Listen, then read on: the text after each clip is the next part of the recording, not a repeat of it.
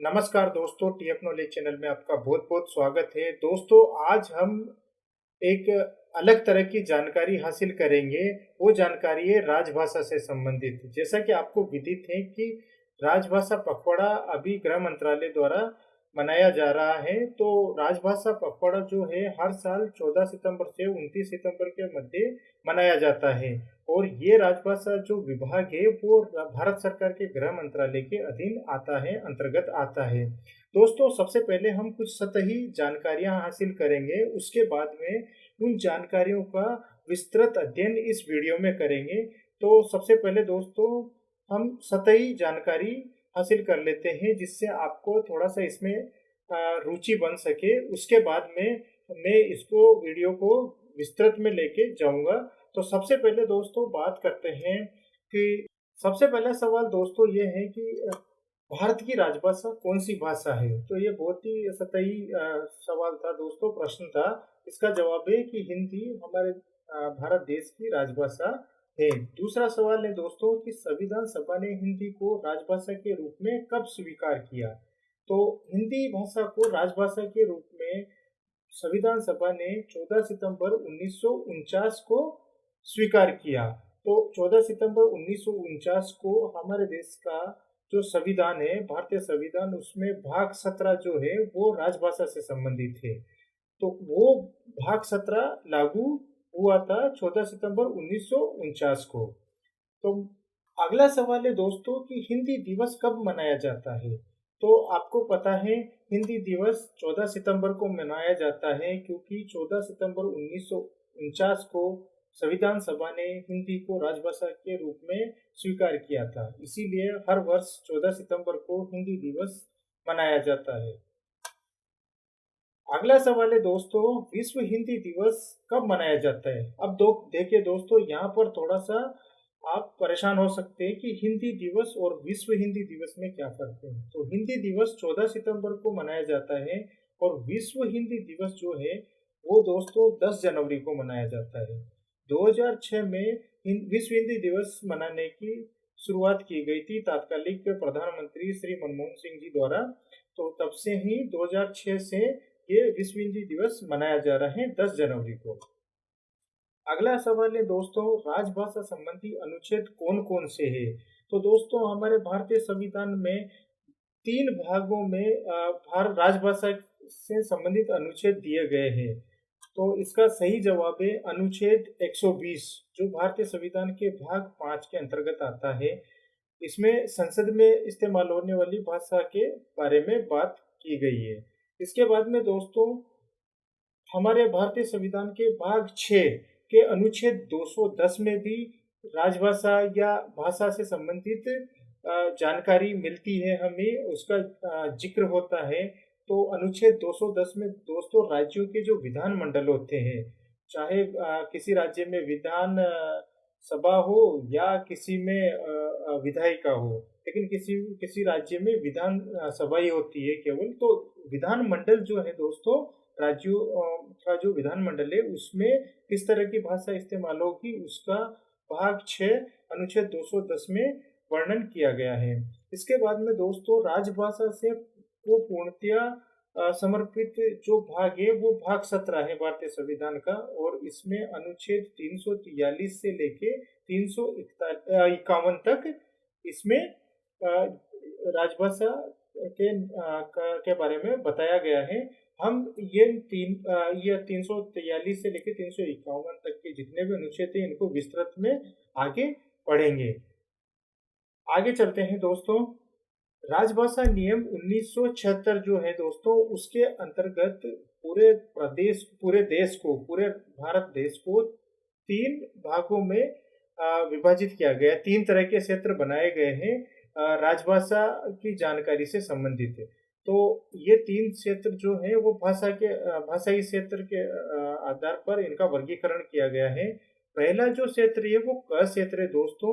इसमें जो हिंदी भाषी प्रदेश है, हिंदी भाषी राज्य जैसे कि बिहार हो गया, हरियाणा, हिमाचल प्रदेश, मध्य प्रदेश, छत्तीसगढ़, झारखंड, उत्तराखंड, राजस्थान, उत्तर प्रदेश तथा अंडमान और निकोबार द्वीप समूह और दिल्ली संघ राज्य आते हैं।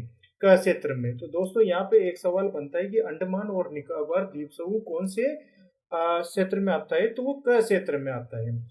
दूसरा क्षेत्र है दोस्तों ख क्षेत्र। इसमें गुजरात, महाराष्ट्र, पंजाब, चंडीगढ़, दमन, दीव एंड दादर नगर हवेली आते हैं।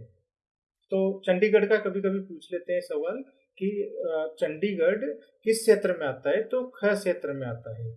और ग क्षेत्र में वो सभी राज्य आएंगे जो क और ख में नहीं आते हैं। और दूसरों दोस्तों यहाँ पर एक बहुत ही इम्पोर्टेंट सवाल बनता है, बहुत ही महत्वपूर्ण सवाल बनता है कि यहाँ पे आप देख पा रहे होंगे कि ये लाल निशान में तमिलनाडु को दिखाया गया है। तो दोस्तों ये लाल निशान में इसलिए दिखाया गया है क्योंकि राजभाषा अधिनियम 1976 तमिलनाडु पर लागू नहीं होता है। दोस्तों मुझे उम्मीद है कि आपको ये बात समझ में आ गई होगी कि क क्षेत्र क्या है, ख क्षेत्र क्या है और ग क्षेत्र क्या है। इसके बाद में दोस्तों चलते हैं कि राजभाषा से संबंधित हमारा जो अनुसूची है, 8वीं अनुसूची जो है दोस्तों, उसमें कुछ भाषाओं का वर्णन किया गया है। तो ये राजकाज की भाषा है, सरकारों द्वारा इस्तेमाल की जाने वाली भाषाएं हैं। तो कुल इनमें 8वीं अनुसूची में कुल 22 भाषाओं को, भारतीय भाषाओं को शामिल किया गया है। उसमें आप देख पा रहे होंगे कि असमिया है, उड़िया है, उर्दू, कन्नड़, कश्मीरी, कोंकणी, गुजराती, डोगरी, तमिल, तेलुगु, नेपाली। दोस्तों यहाँ पर ध्यान दीजिए, नेपाली जो भाषा है वो भी हमारी 8वीं अनुसूची में है भारतीय संविधान की में। तो ये एकमात्र नेपाली भाषा है जो विदेशी भाषा है इन 22 भाषाओं में से। और इन 22 भाषाओं में हिंदी भी एक भाषा शामिल है, हिंदी भी इसमें शामिल है 22 को में। तो उस आगे चलते हैं, पंजाबी, बांग्ला, बोडो, मणिपुरी, मराठी, मलयालम, मैथिली, संथाली, संस्कृत, सिंधी, इस तरह की ये कुल मिला के 22 भाषाएं हैं। इनमें नेपाली एक विदेशी भाषा है। अब दोस्तों आपको मैं एक जानकारी और देना चाहता हूँ, सतही जानकारी। अगर राजभाषा विभाग की वेबसाइट पर आप जाएंगे तो आपको एक लीला करके आपको एक टूल नजर आएगा। तो कई बार सवाल पूछ लिया जाता है कि लीला क्या है। तो लीला दोस्तों एक ई लर्निंग टूल है। सो इसका फुल फॉर्म होता है learn Indian languages through artificial intelligence. तो दोस्तों याद रहेगा आपको कि लीला क्या है। लीला एक तरह का टूल है जो हिंदी सिखाता है, आर्टिफिशियल इंटेलिजेंस को इस्तेमाल करते हुए ये भारतीय भाषाओं को सिखाता है। तो दोस्तों अब हम आ जाते हैं राजभाषा प्रश्नावली पर। यहाँ पर आप लोगों के लिए 30 सवाल दिए हुए हैं। आप अपना आकलन कर सकते हैं कि आपको इनमें से कितना आता है। उसके बाद में हम विस्तार से इन पर चर्चा करेंगे। आप बने रहिए वीडियो के साथ, बहुत अच्छे से इस पर चर्चा करेंगे और एक सीक्वेंस में आपको मैं बताऊंगा कि ये कहाँ से आए हैं और ये कितने आसान सवाल हैं। तो सबसे पहला प्रश्न है दोस्तों, राजभाषा अधिनियम किस वर्ष में बना था? तो दोस्तों राजभाषा अधिनियम 1963 में बना है और इसका संशोधन 1967 में हुआ था, 67 में। दूसरा सवाल है दोस्तों, राजभाषा अधिनियम की कौन सी धारा के अंतर्गत सभी कागजात द्विभाषी रूप में जारी किए जाने चाहिए? तो ये राजभाषा की धारा 3(3) के अंतर्गत सभी कागजात द्विभाषी रूप में जारी किए जाने चाहिए। दोस्तों अभी आप सिर्फ सवाल देखिए और उसका याद करने की कोशिश कर सकते हैं। अगर नहीं याद होता तो कोई बात नहीं, जब हम विस्तार से इनको पढ़ेंगे तब आपको पूरा याद हो जाएगा, ये मेरा आपसे दावा है। सवाल 3 है, सरकारी कामकाज में अंकों के कौन से स्वरूप का प्रयोग होता है? तो दोस्तों सरकारी कामकाज में अंकों के अंतर्राष्ट्रीय, भारतीय अंकों का अंतर्राष्ट्रीय स्वरूप, इसका का जो विकल्प है वो सही है। भारतीय अंकों का अंतर्राष्ट्रीय स्वरूप सरकारी कामकाज में इस्तेमाल या प्रयोग होता है। प्रश्न 4, राजभाषा नियम 1976 के अंतर्गत भाषाई दृष्टि से भारत को 3 क्षेत्रों में बांटा गया है, क, ख एवं ग। अंडमान और निकोबार द्वीप समूह कौन से क्षेत्र में आता है? जैसा कि दोस्तों मैंने अभी आपको बताया था क, ख और ग क्षेत्र, उसमें आपको ये भी बताया था कि अंडमान निकोबार द्वीप समूह क क्षेत्र में आता है। तो ये सवाल बहुत अच्छा है, ये प्रश्न बहुत अच्छा है, क्योंकि अंडमान और निकोबार भारत से का जो ज़मीन है, लैंड है, उससे थोड़ा दूर है इंडियन ओशन में। तो लोगों को ऐसा लगता है कि वहाँ की भाषा कुछ अलग हो सकती है, लेकिन वहाँ की भाषा हिंदी ही है, इसलिए वो क क्षेत्र में आता है। राजभाषा कार्यान्वयन समिति की बैठक कितने अंतराल में होती है? दोस्तों, राजभाषा कार्यान्वयन समिति की जो बैठक होती है वो त्रैमासिक होती है। प्रश्न 6, राजभाषा कार्यान्वयन संबंधित निरीक्षण के लिए भारत सरकार का प्रतिनिधित्व करने वाली समिति का नाम बताइए। तो दोस्तों, राजभाषा कार्यान्वयन समिति निरीक्षण के लिए संसदीय राजभाषा समिति बनती है। संसदीय राजभाषा समिति में 20 लोकसभा के सदस्य होते हैं और 10 राज्यसभा के सदस्य होते हैं। जो कुल 30 इसमें संसदीय राजसभा समिति में 30 सदस्य होते हैं, जो राष्ट्रपति को अपनी सिफारिश भेजते हैं राजभाषा से संबंधित। प्रश्न 7, संसदीय राजभाषा समिति के अध्यक्ष कौन होते हैं? तो संसदीय राजभाषा समिति जो होती है दोस्तों, उसके अध्यक्ष गृह मंत्री होते हैं। इसको ऐसे भी याद कर सकते हैं, राजभाषा जो विभाग है वो गृह मंत्रालय के अंतर्गत आता है, भारत सरकार के गृह मंत्रालय के अंदर। लेकिन दोस्तों, यहाँ पर एक बहुत ही मीन्स छका देने वाला क्वेश्चन है, आपको वो ट्विस्ट कर देगा कि यहाँ संसदीय राजभाषा समिति है, उसके एक अध्यक्ष गृह मंत्री होते हैं, जबकि एक केंद्रीय हिंदी भाषा समिति भी होती है, केंद्रीय हिंदी राजभाषा समिति, ऐसा उसके जो अध्यक्ष होते हैं वो प्रधानमंत्री होते हैं। तो दोनों में आपको कंफ्यूज नहीं होना है। संसदीय राजभाषा मतलब गृह मंत्री, 30 सदस्य होंगे संसदीय राजभाषा में, 20 लोकसभा से, 10 राज्यसभा से। और जो अपने केंद्रीय हिंदी समिति होती है उसके अध्यक्ष प्रधानमंत्री होंगे, और उसमें जनरली 20-21 लोग होते हैं। संसदीय राजभाषा समिति अपने प्रतिवेदन किसे प्रस्तुत करती है? तो जैसे कि मैंने बताया आपको, प्रतिवेदन का मतलब होता है रिपोर्ट। तो संसदीय राजभाषा समिति जो है वो अपना प्रतिवेदन, अपनी सिफारिश या अपना रिकमेंडेशन वो किसको भेजेंगे? राष्ट्रपति को भेजेंगे।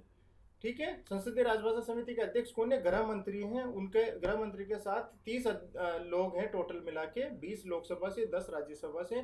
वो एक रिपोर्ट बनाएंगे, एक प्रतिवेदन बनाएंगे, एक सिफारिश पेश करेंगे, वो राष्ट्रपति को जाएगी।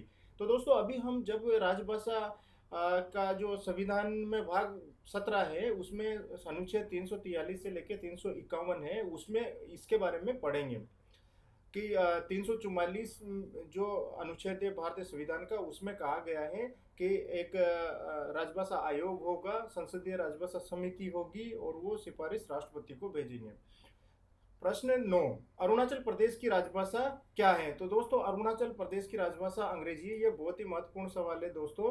अरुणाचल प्रदेश जो है वो अंग्रेजी को अपने कामकाज के लिए इस्तेमाल करता है, तो उसका राजभाषा अंग्रेजी होता है। लेकिन आपको जो मैंने 22 भाषाओं की सूची बताई थी, 8वीं अनुसूची में जो 22 भाषाएं हैं उनमें अंग्रेजी नहीं है। तो ये सवाल ऐसा है कि उस 22 अनुसूची 8 में न होते हुए भी अंग्रेजी अरुणाचल प्रदेश की राजभाषा है। प्रश्न 10, हिंदी सलाहकार समिति किस स्तर पर गठित की जाती है? तो ये दोस्तों मंत्रालय स्तर पर गठित की जाती है हिंदी सलाहकार समिति।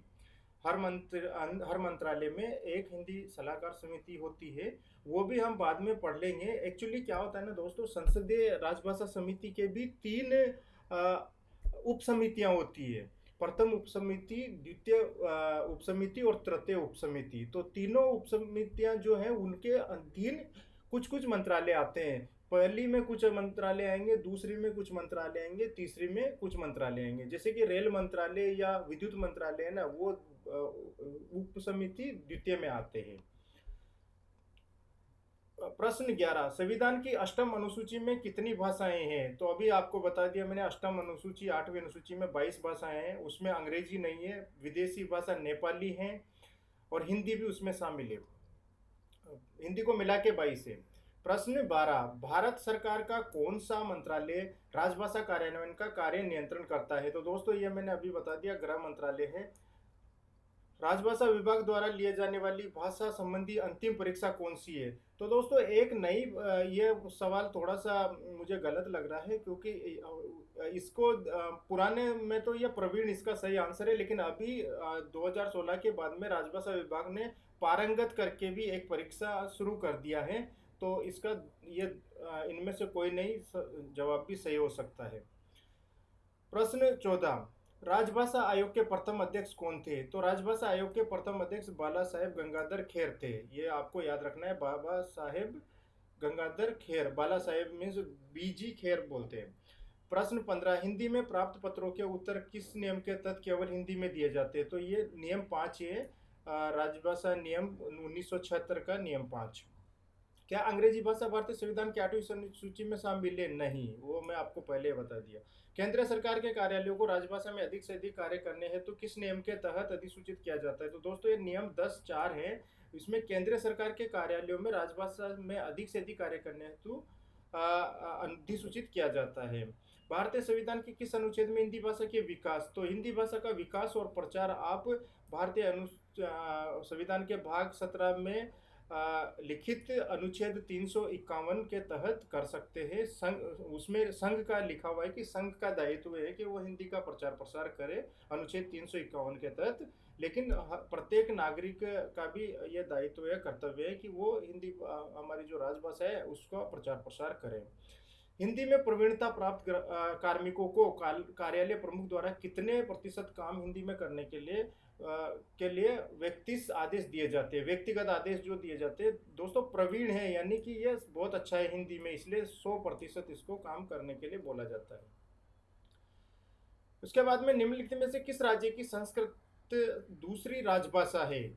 तो संस्कृत उत्तराखंड की दूसरी राजभाषा है दोस्तों, पहली हिंदी है। प्रथम विश्व हिंदी सम्मेलन किस देश में हुआ था? दोस्तों ये नागपुर में हुआ था 1975 में, भारत में। तो भारत इसका जवाब सही है। भारतीय संविधान सभा में हिंदी को राजभाषा बनाने का प्रस्ताव किस महापुरुष ने प्रस्तुत किया था? तो दोस्तों ये भारतीय संविधान सभा में गोपाल स्वामी अयंकर, जो भारतीय संविधान सभा के सदस्य थे, उनको गोपाल स्वामी अयंकर बोलते हैं। गोपाल स्वामी अयंकर जी ने ही हिंदी को राजभाषा बनाने का प्रस्ताव प्रस्तुत किया था। 23 नंबर का सवाल है, राजभाषा कार्यान्वयन के लिए वार्षिक कार्यक्रम किस मंत्रालय द्वारा जारी किया जाता है? तो ये मैंने बता दिया दोस्तों, गृह मंत्रालय आएगा इसका भी राजभाषा कार्यान्वयन के लिए। और दोस्तों इसमें एक क्वेश्चन और आता है कि विदेशों में जो हिंदी सम्मेलन होता है उसको विदेश मंत्रालय द्वारा कार्यक्रम उसका बनाया जाता है। अगला प्रश्न है, किसी भी कार्यस्थल में राजभाषा कार्यान्वयन किसकी संवैधानिक जिम्मेदारी है? तो दोस्तों जो कार्यस्थल होगा उसका जो प्रभारी होगा उसकी जिम्मेदारी रहेगी, संवैधानिक जिम्मेदारी, कि राजभाषा कार्यान्वयन को सुचारू रूप से देखें। उसके बाद में सवाल नंबर 25, राजभाषा नियम 1976 किस राज्य पर लागू नहीं है? तो दोस्तों ये तमिलनाडु जो राज्य है, वो पहले भी मैंने बताया लाल कलर में जो था हमारे भारत के नक्शे में, तमिलनाडु में राजभाषा नियम 1976 लागू नहीं है। यह राजनीतिक मामला है तो इस पर हम ज़्यादा बात नहीं करेंगे। 26 नंबर, राजभाषा अधिनियम 1963 को कब संशोधित किया गया? तो ये मैं पहले बता दिया आपको, इसको 1967 में 67 में संशोधित किया गया था। गृह मंत्रालय के अधीन राजभाषा विभाग द्वारा वर्ष 15-16 के दौरान कौन सा प्रशिक्षण शुरू किया गया है? तो ये मैंने आपको पहले बताया था, पारंगत। एक जो सवाल आया था ना जिसमें प्रवीण और कोई नहीं सवाल मतलब उत्तर बताया था मैंने, तो 15-16 में एक प्रशिक्षण जो शुरू किया है वो पारंगत करके किया है। पहले यह प्रबोध और प्राज्ञ और प्रवीण था, अभी पारंगत सबसे ऊपर वाला एक प्रशिक्षण है ये। प्रश्न 28, संसदीय राजभाषा समिति में कुल कितने सदस्य होते हैं? तो ये भी मैंने आपको बता दिया, कुल 30 सदस्य होते हैं, 20 लोकसभा के और 10 राज्यसभा के। केरल राज्य भाषाई वर्गीकरण के अनुसार किस क्षेत्र में आता है? तो केरल जो है वो हिंदी भाषी नहीं है, नहीं ख में आता है, ये है ग क्षेत्र में। तो जो भी साउथ भारत के, जो दक्षिण भारत के जो राज्य हैं वो ग क्षेत्र में आते हैं। लास्ट अंतिम सवाल है दोस्तों, राजभाषा अधिनियम में कुल कितनी धाराएं हैं? तो राजभाषा अधिनियम जो है 1963, उसमें 9 भाषाएं हैं। तो दोस्तों ये थी राजभाषा से संबंधित प्रश्नावली। अब मैं आपको लेके चलता हूँ राजभाषा की वेबसाइट पर। तो राजभाषा वेबसाइट पे दोस्तों आप जाएंगे तो आप यहाँ पर देख सकते हैं कि ये देखिए, यहाँ भारत सरकार गृह मंत्रालय लिखा हुआ है, राजभाषा विभाग लिखा हुआ है, डिपार्टमेंट ऑफ ऑफिशियल लैंग्वेज। तो आपको यहाँ से समझ में आ रहा होगा कि राजभाषा विभाग गृह मंत्रालय के अंतर्गत आता है। और यहाँ पर दोस्तों आप जाएंगे तो यहाँ पे आपको राजभाषा संबंधी प्रावधान मिलेंगे, मुख्य पृष्ठ पर ही है ये। तो यहाँ पर से आप देख सकते हैं कि संवैधानिक प्रावधान है, राजभाषा नियम 1963 है, राष्ट्रपति का आदेश 1960 है, राजभाषा संकल्प 1968 है। तो दोस्तों ये देखिए राजभाषा अधिनियम 1900 कितना 63 में आया, ठीक है। उसके बाद में इसमें संशोधन 1967 में हुआ, उसके बाद एक राजभाषा संकल्प बना था 1968 में। उसके बाद राजभाषा नियम 1976 आया, जिसमें बहुत सारे मतलब नियम दिए हुए हैं, वो हम आगे जाके इस पर चर्चा करेंगे। और यहाँ पे देखिए संसदीय राजभाषा समिति की सिफारिशों पर राष्ट्रपति आदेश। मैंने बताया था संसदीय राजभाषा समिति जो होती है उसमें 30 सदस्य होते हैं, 20 लोकसभा के, 10 राज्यसभा के। उसमें उसकी जो सिफारिश होती है वो राष्ट्रपति को जाती है और फिर राष्ट्रपति उस पर आदेश जारी करते हैं। यहाँ पे मैंने भाषाई क्षेत्र भी आपको बताए थे, तो वो भी हम यहाँ पे क्लिक करने से आप पूरी जानकारी प्राप्त कर सकते हैं। भारतीय संविधान की 8वीं अनुसूची इसमें शामिल भाषाएं, तो ये सब है। तो दोस्तों अभी हम आ जाते हैं भारत के संविधान में राजभाषा से संबंधित भाग 17 पे। तो संवैधानिक प्रावधान है भाग 17 है, लेकिन मैंने आपको एक बार पहले शुरुआत में बताया था कि भाग 17 में ही भाषा से संबंधित वो वर्णन नहीं है, भाग 5 में भी है और भाग 6 में भी है। तो वो भी हम यहाँ पर विस्तार से चर्चा कर लेते हैं। जैसे कि अनुच्छेद 120 आपको बताया था मैंने, तो यहाँ पे लिखा हुआ है अनुच्छेद 120 संसद में प्रयोग की जाने वाली भाषा। तो 120 अनुच्छेद जो है ना वो भाग 5 में है, ठीक है।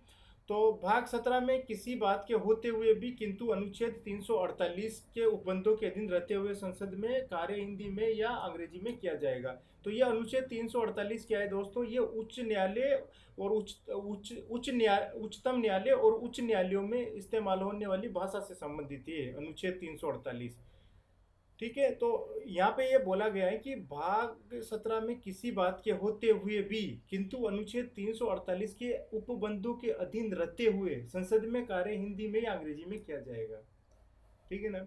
इसके बाद में दोस्तों एक अनुच्छेद 210 है, ये विधानमंडल में प्रयोग किए जाने वाली भाषा से संबंधित है। ये अनुच्छेद 210 है जो ये भाग 6 में है, ठीक है। तो इसमें भी यही बोला गया है कि भाग 17 में किसी बात के होते हुए भी किंतु अनुच्छेद 348 जो उच्चतम न्यायालय या उच्च न्यायालयों की भाषाओं से संबंधित है कि उपबंधों के अधीन रहते हुए राज्य के विधानमंडल में कार्य राज्य की राजभाषा या राजभाषाओं में या हिंदी में या अंग्रेजी में किया जाएगा। इसके बाद में दोस्तों अनुच्छेद 343 है, तो ये भाग 17 में आएगा। अभी 343 से लेके 351 तक ये राजभाषा पर समर्पित है पूरा भाग 17। तो इसमें यहाँ पे लिखा हुआ है कि संघ की राजभाषा हिंदी होगी, लिपि देवनागरी होगी। संघ के शासकीय प्रयोजनों के लिए प्रयोग होने वाले अंकों का रूप भारतीय अंकों का अंतर्राष्ट्रीय रूप है। तो जो हमने प्रश्नावली थी देखो उसमें से ये क्वेश्चन पूछा गया था कि भारतीय अंकों का अंतर्राष्ट्रीय रूप होगा। इसके बाद में अनुच्छेद 344 जो है उसमें राजभाषा के संबंध में आयोग और संसदीय समिति। तो ये भी मैंने बताया था कि भाग 17 में दिए गए अनुच्छेद 344 के तहत राजभाषा आयोग बनता है और या संसदीय समिति भी बनती है। तो उससे संबंधित ये अनुच्छेद है 344। और यहाँ पर आप देखेंगे तो ये देखो यहाँ पे क्या लिखा हुआ है कि एक समिति गठित की जाएगी जो 30 सदस्यों से मिलकर बनेगी, जिसमें 20 लोकसभा सदस्य होंगे और 10 राज्यसभा सदस्य होंगे, जो क्रमशः लोकसभा के सदस्यों और राज्यसभा के सदस्यों द्वारा अनुपातिक प्रतिनिधित्व पद्धति के अनुसार एकल संक्रमणीय मत द्वारा निर्वाचित होंगे। तो देख लीजिए यहाँ पे एकल संक्रमणीय मत द्वारा निर्वाचित होंगे ये सदस्य। इसके बाद में दोस्तों आप अगर प्रादेशिक भाषाओं की बात करेंगे तो ये भी 344 अध्याय 2 में है, प्रादेशिक भाषाएं। और अनुच्छेद 345 में क्या है दोस्तों, राज्यों की राज्य भाषा या भाषाएं कि राज्य स्वतंत्र है, वो अपनी राजभाषा खुद चुन सकता है, एक से अधिक भी चुन सकता है। इसके बाद में दोस्तों अनुच्छेद 346 में एक राज्य और दूसरे राज्य के बीच, किसी राज्य और संघ के बीच पत्रादि की राजभाषा की एक राज्य दूसरे राज्य से जो संचार कम्युनिकेशन करेगा, संप्रेषण का जो भाषा होगी वो क्या होगी, पत्रादि की भाषा जो होगी वो अनुच्छेद 346 में है उसका वर्णन। अनुच्छेद 347 में किसी राज्य की जनसंख्या के किसी भाग द्वारा बोली जाने वाली भाषा के संबंध में विशेष उपबंध है।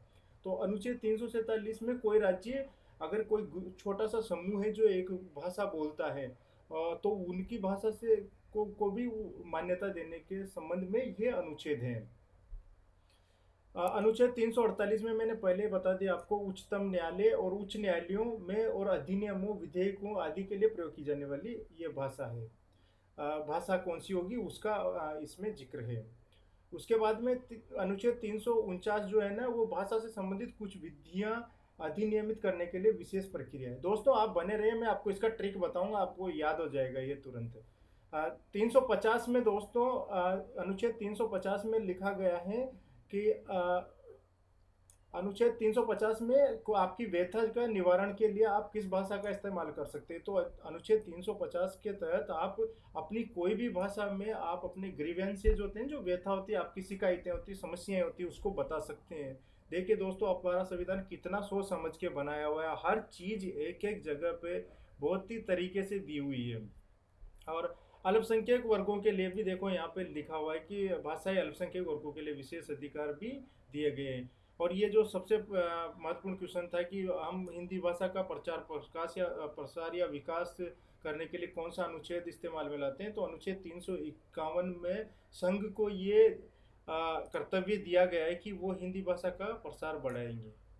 और इसमें यह भी कहा गया है कि आप स्थानीय जो भाषाएं हैं उनको नज़रअंदाज नहीं करेंगे, आप उनसे भी आ, शब्द हिंदी में ले सकते हैं जो अच्छे अच्छे शब्द है। तो ये देखिए 8वीं अनुसूची में विनिर्दिष्ट भारत की अन्य भाषाओं में प्रयुक्त रूपी शैली और पदों को आत्मसात करते हुए जहाँ आवश्यक या वांछित हो वहाँ उसके शब्द भंडार के लिए मुख्यतः क्या संस्कृत से और गौणता अन्य भाषाओं से शब्द ग्रहण करते हुए उसकी समृद्धि सुनिश्चित करें। इसके बाद दोस्तों आइए अब चर्चा कर लेते हैं राजभाषा अधिनियम 1963 पर। जो 1963 जो राजभाषा अधिनियम है वो संशोधित हुआ 1967 में, जो आपको पहले ही मैं बता चुका हूँ। और इसमें मैंने आपको बताया था कि कुल 9 धाराएं हैं, तो आप देख सकते हैं यहाँ पे कुल 9 धाराएं इसमें दी हुई है। और नवी धारा में क्या लिखा है दोस्तों, ये भी महत्वपूर्ण है कि धारा 6 और धारा 7 के उपबंध जम्मू कश्मीर राज्य को लागू नहीं होंगे। तो ये भी प्रश्न पूछा जाता है कहीं बार।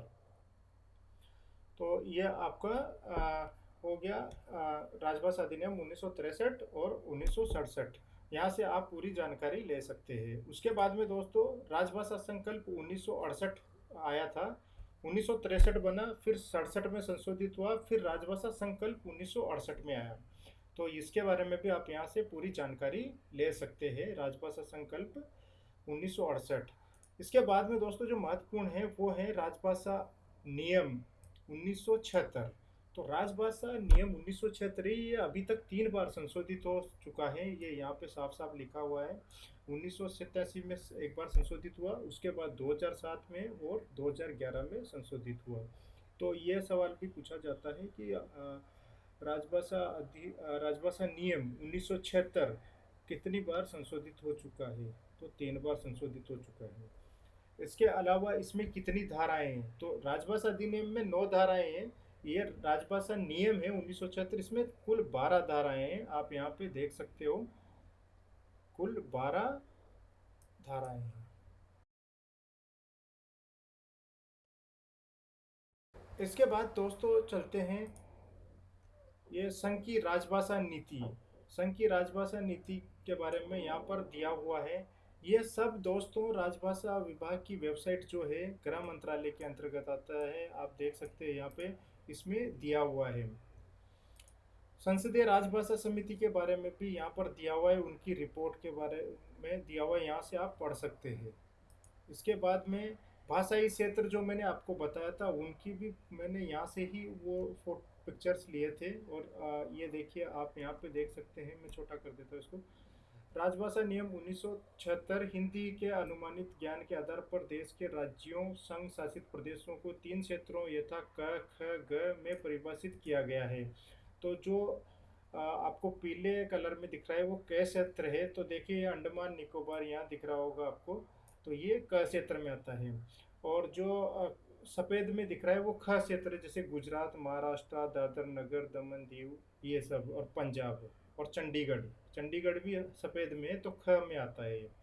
और जो हरा कलर है वो ग क्षेत्र है, जैसे कि जम्मू कश्मीर हो गया, ये 7 सिस्टर्स जिनको बोलते हैं नॉर्थ ईस्ट में, ये हो गया सिक्किम, वेस्ट बंगाल, उड़ीसा, तमिलनाडु। तमिलनाडु में ये लागू नहीं होता है राजभाषा नियम 1976। तो केरल, कर्नाटका, आंध्रा, तेलंगाना, उड़ीसा ये सब आ गए। तो अगर आपको यहाँ पे नाम भी पढ़ने हैं तो यहाँ पर वो भी दिया हुआ है। क क्षेत्र में आता है बिहार, हरियाणा, हिमाचल प्रदेश, मध्य प्रदेश, छत्तीसगढ़, झारखंड, उत्तराखंड, राजस्थान और उत्तर प्रदेश राज्य, अंडमान निकोबार और द्वीप समूह और दिल्ली संघ राज्य। ख क्षेत्र में आएगा गुजरात, महाराष्ट्र, पंजाब राज्य, चंडीगढ़, दमन, दीव, दादर नगर हवेली संघ राज्य।